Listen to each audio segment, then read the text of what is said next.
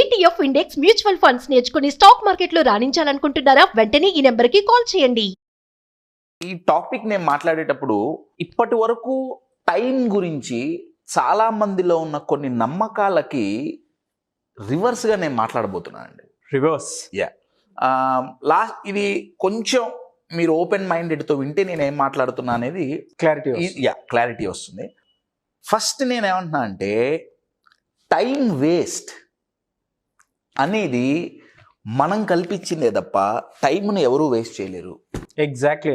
Number 1. Number 2, ఇది నేను అంటానికి కారణం ఏంటంటే వేస్ట్ చేయటానికి టైం మన కంట్రోల్లో లేదు. ఫస్ట్ ఆఫ్ ఆల్ ఇప్పుడు మనకు టైం అనగానే మనకు యూజువల్గా ఈ ఆర్ గ్లాస్ కదండి, అవును, గుర్తొస్తుంది. నా వీళ్ళు దీన్ని ఒక టైం 10 seconds 30 seconds హాఫ్ వాళ్ళు అలా టైం చేస్తారు. ఎటు తిప్పితే ఆ టైంకి అదే టైంలో శాండ్ ఇటు పడుతుంది కదా. నా ఇక్కడ 2 ఇవి ఉన్నాయి, ఒకటి ప్రొడక్టివ్, ఒకటి నాన్ ప్రొడక్టివ్. ఒకటి యూస్ఫుల్, ఒకటి నాన్ యూస్ఫుల్ ఆర్ యూజ్లెస్. ఒకటి యూస్ఫుల్, ఒకటి యూజ్లెస్. ఒకటి ప్రొడక్టివ్, ఒకటి నాన్ ప్రొడక్టివ్. ఈ లోపల ఉన్న శాండ్ని నేను టైం అంటున్నా. ఇప్పుడు రోజుకి 24 గంటలు కదా, ఈ టైంని ఈ రెండిటిలోనే మనం తిప్పగలుగుతాం తప్ప అయితే యూస్ఫుల్ దాంట్లోకి పంపించాలి లేదా యూజ్లెస్ దాంట్లో ఇన్వెస్ట్ చేస్తాం తప్ప టైంను మనం వేస్ట్ చేయలేం. అవును, ఇది బాగా గుర్తుండాలి. టైంని మనం ఎప్పటికీ వేస్ట్ చేయలేం, ఓన్లీ ఇన్వెస్ట్ చేయగలుగుతాం. అది ప్రొడక్టివా, నాన్ ప్రొడక్టివా, యూస్ఫుల్లా, యూజ్లెస్. యూజువల్గా మనకి యూస్ఫుల్ కాని దాన్ని మనం టైం వేస్ట్ అంటుంటాం. బట్ టైంని అయితే యాజ్ అ టైం మనం దాన్ని వేస్ట్ చేయలేం. నెంబర్ 1, మనం ఓన్లీ స్పెండ్ చేయగలుగుతాం తప్ప టైంని వేస్ట్ చేయలేం, టైంని పాస్ చేయలేం. టైం పాస్ అవ్వట్లేదు. ఎందుకు పాస్ అవ్వట్లా? ఇది బాగా గుర్తుపెట్టుకోవాలి. ఇది ఎందుకు అంటున్నానో లాస్ట్లో అర్థం అవుతుంది. నెంబర్ 1. నెంబర్ 2, 3 థింగ్స్ అండి. Number 1 is time. Okay. Number 2 is timing. Okay అండి. Number 3 is time management. 1 time, 2 timing, 3 time management. యూజువల్గా చాలామంది ఏమనుకుంటారంటే టైం మేనేజ్మెంట్ చాలా పవర్ఫుల్ అనుకుంటారు. యూజువల్గా టైం మేనేజ్మెంట్ పవర్ఫుల్ అనుకుంటారు, కానీ తెలియని సత్యం ఏంటంటే మన చేతుల్లో లేని దాన్ని మనం మేనేజ్ చేయలేము. ట్రూ. నేను ఇప్పుడు మీ స్టూడియోకి నేను వస్తున్నా, ఏమండి మీరు 12ంటికి రమ్మన్నారు, 12ంటికి మనం షూట్ చేద్దాం అనుకున్నాం. నేను బయలుదేరా, మధ్యలో ట్రాఫిక్ జామ్ అయింది. ఏంటి ఏదో ఒక సర్కిల్లో ట్రాఫిక్ జామ్ అయింది. నేను టైంని మేనేజ్ చేయగలనా? Time time time please Nagarajan కలవాలి, నువ్వు ఆగిపో అంటే ఆగుద్దా? మనం ఏ ఎఫర్ట్ పెట్టకపోయినా టైం గడుస్తూనే ఉంటుంది. మన కంట్రోల్లో లేని దాన్ని మనం ఎట్లా మేనేజ్ చేస్తాం? నా ఫస్ట్ క్వశ్చన్. మనం దాని కంట్రోల్లో ఉండాలి అంతే. అబ్సల్యూట్లీ అంతే అండి. యాక్చువల్గా టైమే మనని కంట్రోల్ చేస్తుంది. ఎక్కడ తేడా వస్తుందంటే మనం యూస్ఫుల్ దాంట్లో ఇన్వెస్ట్ చేస్తున్నామా, యూజ్లెస్ వాటిలో ఇన్వెస్ట్ చేస్తున్నామా, అంతే. ఈ శాండ్ ఇటన్నా పోవాలి, ఇటన్నా పోవాలి, ఇక్కడన్నా ఉండాలి, ఇక్కడన్నా ఉండాలి, అంతే. You're getting my point. So timing, time management. Time management నేర్పుతాం ఎవరన్నా అంటే అది అబద్ధం అండి. టైంను మనం మేనేజ్ చేయలేం. ఫస్ట్ నా టైమింగ్, టైం మేనేజ్మెంట్. టైం గురించి మాట్లాడదాం. టైంలో 2 ఉన్నాయండి. ఒకటి లీనియర్ టైం. లీనియర్ టైం అంటే వాచ్లో 24 గంటలు, అది అందరికీ ఒకటే ఉంటుంది. ఇంకొకటి సైకలాజికల్ టైం. సైకలాజికల్ టైం అంటే అర్థం ఏంటంటే వెరీ పవర్ఫుల్ అండి. ఇప్పుడు నేను చాలా హ్యాపీగా, చాలా ఎక్సైటెడ్గా ఉన్నా, నా టైం ఫాస్ట్ గడిచినట్టు అనిపిస్తుంది. Yes or no? ప్రాక్టికల్గా అయితే ఫాస్ట్ గడవదు. అంతే కదండి. నిమిషానికి 60 సెకండ్లు అంతే గడవాలి కదా, దాన్ని ఎవరు మార్చలేం కదా. నేను హ్యాపీగా, ఎక్సైటెడ్గా ఉంటే టైం గడిచింది కూడా తెలియదు. నేను సాడ్గా, డిప్రెస్గా ఉంటే క్షణం ఒక యుగం, అంతే. తేడా టైంలో ఉందా, ఇక్కడ ఉందా? మేనేజ్ చేయాల్సింది లీనియర్ టైం కాదు, సైకలాజికల్ టైం. నన్ను నేను ఒక పీక్ స్టేట్లో కనుక పెట్టుకోగలిగితే టైంని యూటిలైజ్ చేసుకోవటం చాలా ఈజీ. ఎంతో ఇంపార్టెంట్ పని ఉందండి, ఆ పని చేయడానికి నేను వెళ్తున్నా. నేను చాలా సాడ్ స్టేట్లో, డిప్రెస్డ్ స్టేట్లో నేను ఆ పని చేయడానికి వెళ్తున్నా, పని నేను అనుకున్నట్టు జరుగుతుందా? జరగదు. తప్పులు జరుగుతాయా జరగవా? జరుగుతాయి. జరుగుతాయి. నేను అదే స్టేట్లో ఉంటున్నా, అదే తప్పులు రిపీట్ అవుతున్నాయి. టైం ఎక్కువ యూజ్ చేస్తున్నానా తక్కువ యూజ్ చేస్తున్నానా? రిపీట్ అంటే ఎక్కువ స్పెండ్ చేస్తున్నాం కదా టైం. లాస్ట్లో మనం చెప్పేది ఏంటి? అయ్యో ఇవాళ అంతా పని చేసి ఆ టైం వేస్ట్ అయింది. టైం వేస్ట్ కాలే, ఇది కరెక్ట్గా లేదు. You're getting it? Yes. So one is time, third time management. Time management దండగానే మనకు అర్థమైంది. టైంలో 2 రకాలు అర్థమైనాయి. మధ్యలోది చాలా ఇంపార్టెంట్ అండి, టైమింగ్. టైమింగ్ అదే మీరు నేను కూర్చొని చేస్తాను. టైమింగ్ చాలా ఇంపార్టెంట్. మీకు ఒక ఎగ్జాంపుల్ చెప్పాలంటే, రైతు విత్తనం నాటేటప్పుడు కరెక్ట్గా సీజన్కి తగ్గట్టుగా ఆయన విత్తనం నాటాలి. సీజన్ మూడ్లో ఉన్నప్పుడు రైతు పంట పండియాలి. అవును, దాన్ని టైమింగ్ అంటున్నాం. ఇంకా బెటర్ ఎగ్జాంపుల్ చెప్పాలంటే, టైమింగ్ సమ్మర్లో స్వెట్టర్లు అమ్మటం. Your getting valid. టైమింగ్ ఎందుకు ఇంపార్టెంట్ అంటే, నా దగ్గర ఒక మంచి ప్రోడక్ట్ ఉంది, నా దగ్గర దాన్ని అమ్మే స్కిల్స్ ఉన్నాయి, అంతా బాగుంది, కానీ టైమింగ్ రాంగ్. నేను సమ్మర్లో స్వెట్టర్లు అమ్ముతున్నా, వింటర్లో కాటన్ బట్టలు అమ్ముతున్నా, ఎవరు కొనరు? శానిటైజర్ ఎవరు అనుకునేవాళ్ళు? ఎవరు కొనేవాళ్ళు కాదు. శానిటైజర్ మాస్కులు అమ్ముకొని లక్షాధికారులు అయ్యారు. ఎందుకంటే proper timing. Yes, timing is important. ఈ మూడిట్లో అన్నిటికంటే important psychological time, number 1. Number 2, ఏ టైంలో ఏం చేస్తున్నాం, దట్ ఈస్ మోస్ట్ ఇంపార్టెంట్. యూజువల్గా చాలా మంది దెబ్బతినేది ఇక్కడే. టైమింగ్ చాలా ఇంపార్టెంట్ అండి, చాలా చాలా చాలా ఇంపార్టెంట్.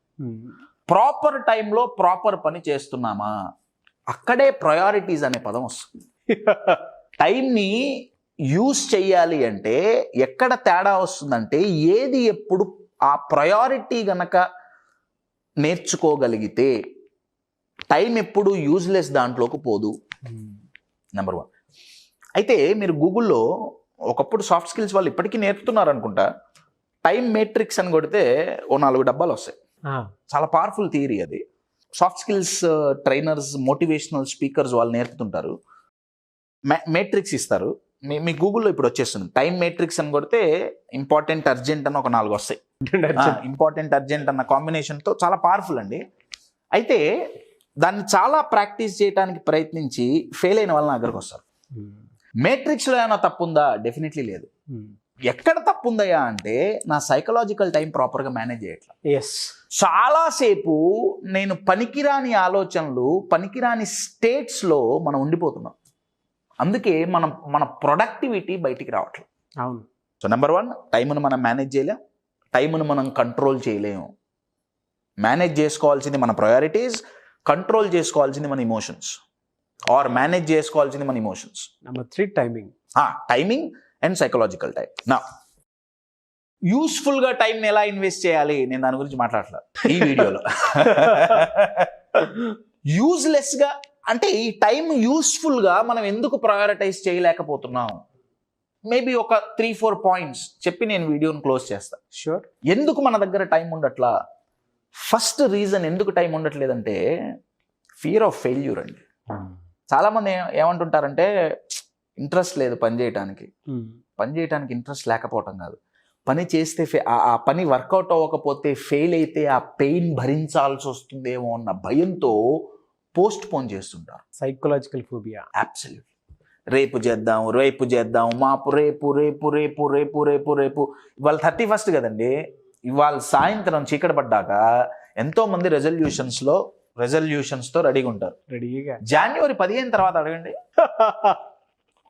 నేను వాళ్ళని తక్కువ చేసి మాట్లాడట్లా, ఎందుకంటే ఆరంభ శురత్వం టైంకి ఎలా ఉంటుంది. చాలా మంది స్టార్ట్ చేయరు, స్టార్ట్ చేసిన వాళ్ళు కంటిన్యూ చేయరు.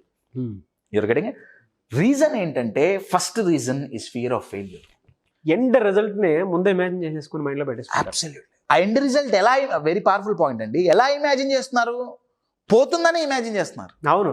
వస్తుంది అని ఇమాజిన్ చేస్తే ప్రాబబ్లీ మోటివేషన్ వస్తుంది. అవును. Your getting it? కానీ నేను ఫెయిల్ అవుతా, ఇది వర్కౌట్ అవ్వదు అనే నేను ఆ సినిమా చూస్తున్నా. నేను ఆల్రెడీ ఫ్లాప్ సినిమా చూస్తున్నా, అది హిట్ ఎట్లా అవుతుంది? నా మైండ్ లో ఫ్లాప్ సినిమా ఉంటే నేను ఫ్లాప్ సినిమానే తీస్తా. అవును. ఫ్లాప్ సినిమా ఆబ్వియస్ గా ఫ్లాప్ అవుతుంది, హిట్ అవ్వదు. You're getting it. So first reason fear of failure అండి. సెకండ్ రీజన్ అన్ని పనులు మనమే చేయాలనుకోవటం. ఇది యూజువల్గా ఇంట్లో పెద్దవాళ్ళు అంటే నా ఉద్దేశం ఏంటంటే main members of the family or కంపెనీలో ఒక సీనియర్ పొజిషన్లో ఉన్న ఒక లీడర్ కావచ్చు, ఒక మేనేజర్ కావచ్చు, లేదా ఒక టీమ్ లీడ్ కావచ్చు, లేదా ఒక GM కావచ్చు, ఎవరైనా సరే ఒక టీంకి హెడ్. చాలామంది సఫర్ అవుతున్న ఇష్యూ ఏంటంటే డెలిగేట్ చేయలేకపోవటం. డెలిగేట్ అంటే ఏ పని ఎవరికి ఒప్పజెప్పాలి. బెస్ట్ ఎగ్జాంపుల్ అండి బొమ్మరిల్లు ఫాదర్. ఇప్పుడు సడన్గా స్ట్రైక్ అయింది. అన్నీ నేనే చేయాలి. ప్రతి ఒక్కటి లీడర్కున్న మెయిన్ క్వాలిటీ, ఉండాల్సిన క్వాలిటీ ఏంటంటే వర్క్ డెలిగేట్ చేయటం. అవును. ఇప్పుడు క్రికెట్లో కెప్టెన్ ఉన్నాడండి, 11 మంది ఉంటారు కదా, దాంట్లో కొంతమంది బౌలర్స్, కొంతమంది బ్యాట్స్మెన్స్ ఉంటారు కదా. అన్నీ ఆయనే చేస్తా అంటే బిస్కెట్ అవుతాయి.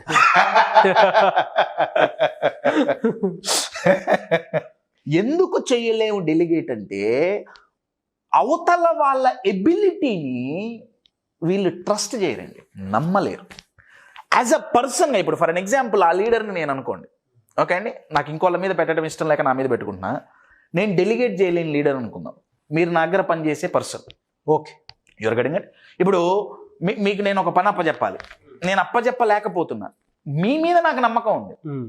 యాజ్ ఎ పర్సన్ నాగరాజుతో నాకేం ఇబ్బంది లేదు. కానీ ఈ వర్క్ దగ్గరకు వచ్చేటప్పటికి ఏమవుతుందంటే మీ కెపాసిటీ మీద నాకు కొంచెం డౌట్ ఉంటుంది. చెయ్యగలడో లేడో. ఎగ్జాక్ట్లీ. నా చెయ్యగలడో లేడో అనగానే మైండ్లోకి వచ్చే ఫస్ట్ ఏంటంటే ఇందాక చెప్పింది, వీడు చెయ్యకపోతే ఫెయిల్ అయితే టైం వేస్ట్, డబ్బులు వేస్ట్, పైన నేను వాళ్ళకి సమాధానం చెప్పుకోవాలి, ప్రాజెక్ట్ ఫెయిల్ అవుతుంది, ఇంకొక గంట అయితే అయింది, నేనే కూర్చొని చేస్తాను. వెరీ వ్యాలిడ్ పాయింట్ చెప్పారు మీరు. చాలా మంది ఎంప్లాయీస్కి ఉపయోగపడే పెద్ద పాయింట్ ఇది. మీరు చెప్పినట్లు మీరు బాస్, నేను ఎంప్లాయీ అనుకుందాం, మీకు నా మీద ట్రస్ట్ వర్తి ఉంటుంది, కానీ కెపాసిటీ మీద డౌట్ ఉంటుంది, నా క్యాపబిలిటీ మీద ఖచ్చితంగా డౌట్ ఉంటుంది. చాలా మంది బాస్ కానివ్వండి, లేదంటే టీమ్ లీడర్స్ కానివ్వండి, ఎంప్లాయీకి ఇచ్చేటువంటి వర్క్లో వాళ్ళ పని వాళ్ళని చేసుకొనివ్వక ఎండ్ రిజల్ట్ ఏదైతే ఉందో వాళ్ళు లాస్ అవుతారు, వీళ్ళకి ఫ్యూచర్ లేకుండా చేసుకుంటారు. ప్రతి టీమ్ లీడర్కి ఎంప్లాయీకి మధ్య జరిగే పెద్ద వార్ అండి, మెంటల్ వార్ ఇది. అవును, వెరీ పవర్ఫుల్ మెంటల్. ఇప్పుడు ఈ వ్యక్తి లీడరు ఎంప్లాయీకి, అరే నేను నీ కెపాసిటీ మీద నాకు డౌట్ ఉంది అని చెప్పలేరు. చెబితే అక్కడ ఏమవుతుందో తెలియదు. ఇటు పక్కన ఎంప్లాయీ తరపు నుంచి నా బాస్ నాకు పని పూర్తిగా డెలిగేట్ చేయట్లా, నేను ఇంకా ప్రూవ్ చేయాలి, నేను ఫెయిల్ అవ్వకుండా, నా ఇక్కడ ఫియర్ ఆఫ్ ఫెయిల్యూర్ వచ్చింది, ఇక్కడ ఫియర్ ఆఫ్ ఫెయిల్యూర్ వచ్చింది. 2 ఫియర్ ఆఫ్ ఫెయిల్యూర్ల మధ్య ఓన్లీ ఫెయిల్యూర్ వస్తుంది. ఎస్, ఆ వర్క్ ఎప్పటికీ జరగదు. లీడర్స్ చాలా, అది ఇంట్లో అయినా సరే ఆఫీస్లో అయినా సరే, స్ట్రెస్కి అతిపెద్ద రీజన్ మన వర్క్ కాదు, మనం చేసే పని కాదు, డెలిగేట్ చేయలేకపోవటం. ఎస్, ఇంట్లో తండ్రి అన్ని పనులు ఆయనే చేయాలనుకుంటుంటాడు, కొడుక్కి డెలిగేట్ చేయటం ఏమవుతుందో. అవును, బ్యాంకు పోయి డబ్బులు 65 ఏళ్ళ నేనే తీసుకొస్తాను, ఫోన్ బాగు చేయించుకోవాలి, కాదు నేనే రావాలి, వీడు చేయించుతాడో లేదో, వీడు కరెక్ట్గా చేయగలుగుతాడో లేదు. అవును, యువర్ గెటింగ్ ఇట్. నా ఎక్కువ చేసి ఫిజికల్గా మెంటల్గా స్ట్రెస్ వస్తుంది. ఇబ్బంది ఇక్కడ టైం మేనేజ్మెంట్లో కాదు, ఇబ్బంది టైంలో కాదు, ఇబ్బంది డెలిగేషన్లో. నా డెలిగేట్ ఎలా చేయాలి? డెలిగేట్ చేయాలి అంటే 2 ఉండాలి, ఒకటి పోవాలి, ఒకటి ఉండాలి. ఒకటి అవతల వాళ్ళ కెపాసిటీ మీద నమ్మకం కలగాలి. అవును. నెంబర్ 2, అది కలగాలి అంటే పర్ఫెక్షనిస్ట్ అనే మెంటాలిటీ పోవాలి. ఇది చాలా ఆలోచించండి. చాలామంది చెప్పేది ఏంటంటే బీ పర్ఫెక్ట్. నేనేమంటున్నా అంటే perfection is the lowest standard in life. ఇమ్మీడియట్గా మీ మైండ్ ఏం చెప్తున్నాడు వీడు? ఎందుకంటే చాలా మంది మైండ్ లో ఆ బిలీఫ్ ఉండదు. అదే మీరు చెప్పింది క్లియర్. ఎందుకు అని అంటే బీ పర్ఫెక్ట్ అక్కడే ప్రాబ్లం స్టార్ట్ అవుతుంది. ప్రాబ్లం అదే ప్రాబ్లం. దానివల్ల వీళ్ళు నేర్చుకోరు, వేరే వాళ్ళు నేర్చుకునేవారు. మంచిదే, పర్ఫెక్షన్ అనేది మంచిదే, కానీ దానివల్లే తెలియకుండానే చాలా కిల్లింగ్స్ ఉంటాయి. అవునండి, perfection is the lowest standard in life. అంటే లైఫ్లో అత్యల్పమైన స్టాండర్డ్ ఏమన్నా ఉంది, అతి తక్కువ స్టాండర్డ్ ఏమన్నా ఉంది అంటే పర్ఫెక్షన్. ఎందుకు అంటే ఏ బేస్ మీద మనం పర్ఫెక్షన్ని జడ్జ్ చేస్తున్నాం? అవును, ఇప్పుడు ఇదే ఉందండి ఫర్ అన్ ఎగ్జాంపుల్, ఇందాక ఇది తయారు చేయటానికి ఇది ఇలా ఉండాలి, ఇది ఇలా ఉండాలి, ఇది ఇలా ఉండాలి అని ఒక స్టాండర్డ్ ఉంది. ఓకే, దీనికి తగ్గట్టు ఉంటే ఇది పర్ఫెక్ట్గా ఉన్నట్టు, లేకపోతే పర్ఫెక్ట్గా లేనట్టు. అవును, కానీ జీవితం ఇది కాదే. జీవితం ఇది కాదు కదా.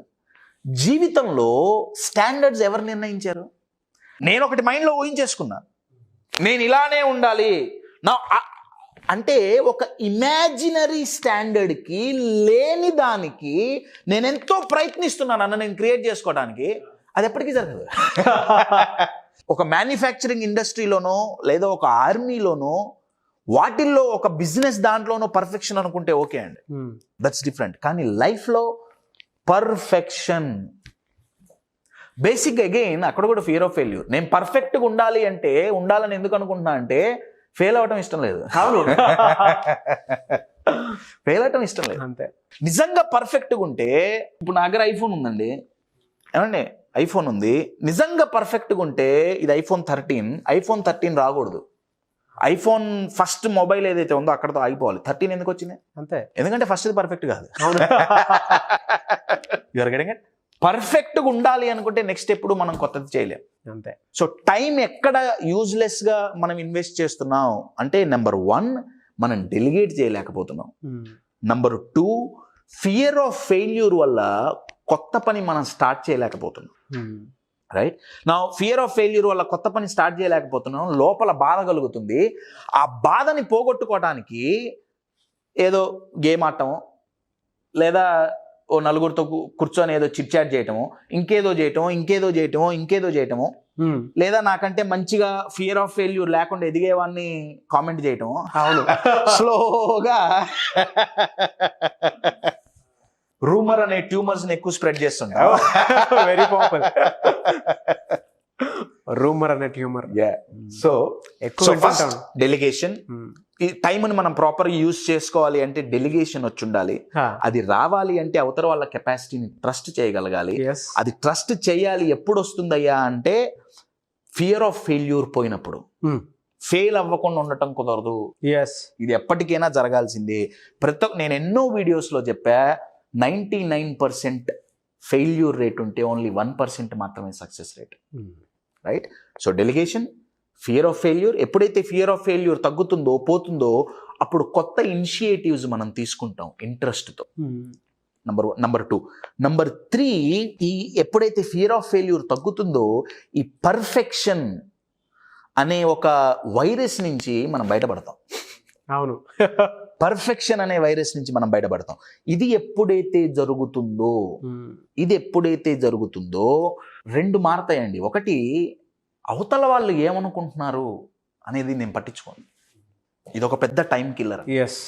ఎందుకంటే మనం చేసే ప్రతి ఒక్కటి వామ్మో వాళ్ళు ఏమనుకుంటారు, వాళ్ళకి నచ్చుతుందో లేదో, వీళ్ళకి నచ్చుతుందో లేదో, నాకు నచ్చుతుందో లేదో నేను చూడట్లా, నా అవుట్కమ్ నేను చూడట్లా.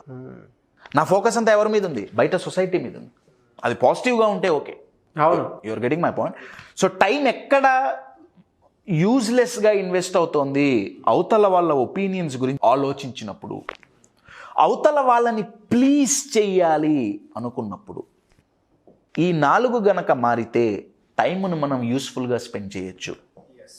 To give you in a nutshell, number 1, time, psychological time is more important than linear. అంటే మన వాచ్ టైం కంటే మన సైకలాజికల్ టైం చాలా ఇంపార్టెంట్. నెంబర్ 2, అన్నిటికంటే ఇంపార్టెంట్ టైమింగ్, ఏ టైంలో ఏది చేయాలి అని తెలియటం.